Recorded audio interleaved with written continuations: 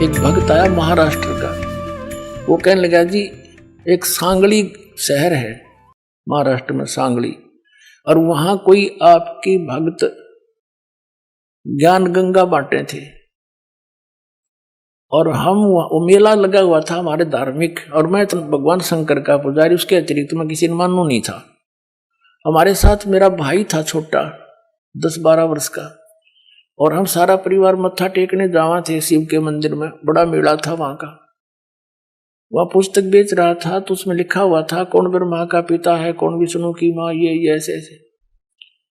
वो छोटा भाई जाकर हमसे पिता नहीं कैसे पहले वो लेने चला था, मैंने मना कर दिया कि ना ये तो बकवास लेकर रखी है ना। जब तो वो मेरे साथ आ गया, फिर पता नहीं कब निकल कर गया, वो किताब खरीद लिया वहां से, बुक, और छुपा कर रख ली उसने। जब मैं गाड़ी से उतरने लगा तब देखा मैं वो पुस्तक ले रहा हुआ हाथ में, उसे मैंने छीन ली और मेज पर उल्टी रख दी कि इसके दर्शन भी नहीं करूं। वह रखी रही 2 महीने तक। एक बार मेरा कुछ ऐसी टेंशन बनी, कुछ ऐसे सर्कमस्टांस बन गए, मेरा सिर पाटन हो गया, घनी टेंशन हो रही किसी बात की, और मैं बाहर बैठ गया चेयर लेके। थोड़ी देर में ध्यान आया, पुस्तक दिखी और रखी रखाई। मैंने सोचा इसने देखता क्या है, मैं लगा उस पुस्तक को पढ़ने। वो मेरी तो टेंशन मतलब याद भी कोई ना कचकित गई, और 3 दिन कंटिन्यूस पढ़ी। अरे सह परिवार लेकर आ गया परमात्मा का बच्चा, सारे परिवार को।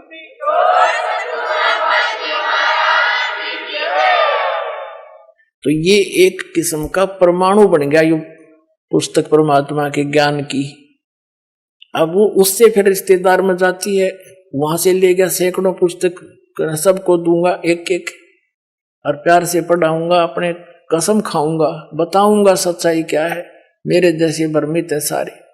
तो पुण्यात्माओं, आप सबका दायित्व बनता है यो कि अपने भूला न राह बतावे, और पहले जब बताना जब आपका विश्वास हो जाए कि दास सच्ची कह रहा है, ना भूल के भी इसका जिक्र ना करना जब तक आपका विश्वास ना हो।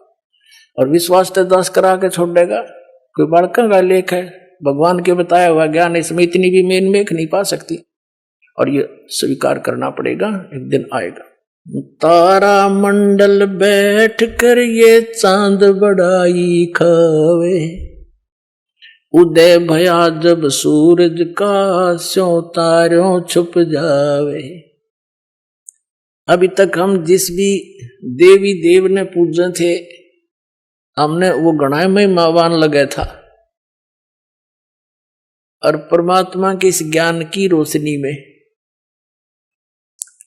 अब ये सभी ज्ञान ऐसे छुप जाएंगे, ऐसे निष्क्रिय हो जाएंगे, निरस्त हो जाएंगे, जैसे रात्रि के समय तारामंडल के अंदर आकाश में चंद्रमा सुशोभित होता है और सबसे ज्यादा प्रकाश युक्त नजर आता है।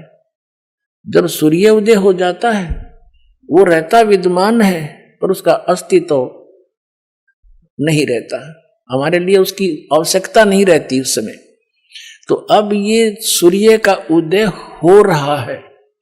अभी तो ये समझ लो वो देसी भाषा में झोल बोला सा ही है, यानी थोड़ा सा वो सूर्य उदय होने से थोड़ा सा पहले रोशनी होती है। अभी तो इतना होया है यो। अरे देखना जो शिखर में होगा सूर्य, पूरे विश्व में ज्ञान हो जाएगा, ये पूरे विश्व में।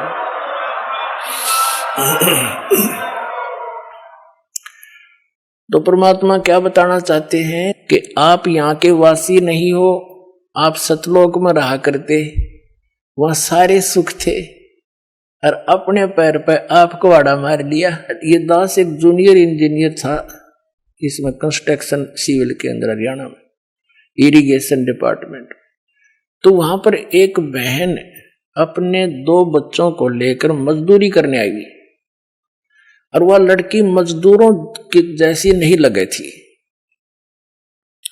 फिर भी कोई इतना विशेष ध्यान निगाह में, कोई बात नहीं, पता नहीं परमात्मा किस घर में कैसा बालक हो जाए।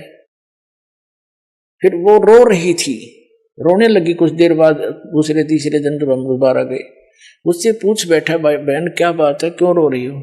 वहीं पर और कई मजदूर बैठे थे, बेलदार वगैरह, उनकी पत्नियां थी। वह बहुत बुरी तरह रो ही रही थी। उसने थोड़ी सी देर बाद से फिर बताई साची कि मैं ऐसे ऐसे एक बहुत बड़े घर की बेटी थी, सेठ है मेरा पिताजी, बहुत बड़ा पैसे वाला, और मुझे सारी सुविधा थी, और जो मेरा पति है ये हमारे यहाँ नौकर रहा करता, और मैं इसके जाल में फंस गई। मैं इतनी प्रभावित होगी, मेरे माता पिता मेरे आगे रो भी दिए, मैंने उन्होंने मेरे पैर भी पकड़ लिए, बेटी कुछ भविष्य देख ले तू अपना, तू कहाँ जा रही है, रोटी टाइम पर मिले नहीं, क्या हाल होगा तेरा, लेकिन फिर हम तेरे को घर नहीं बढ़न देंगे, या तू पक्की सोच लिए। मैंने एक नहीं मानी, और इस मेरे पति की बात। वीडियो देखने के लिए धन्यवाद।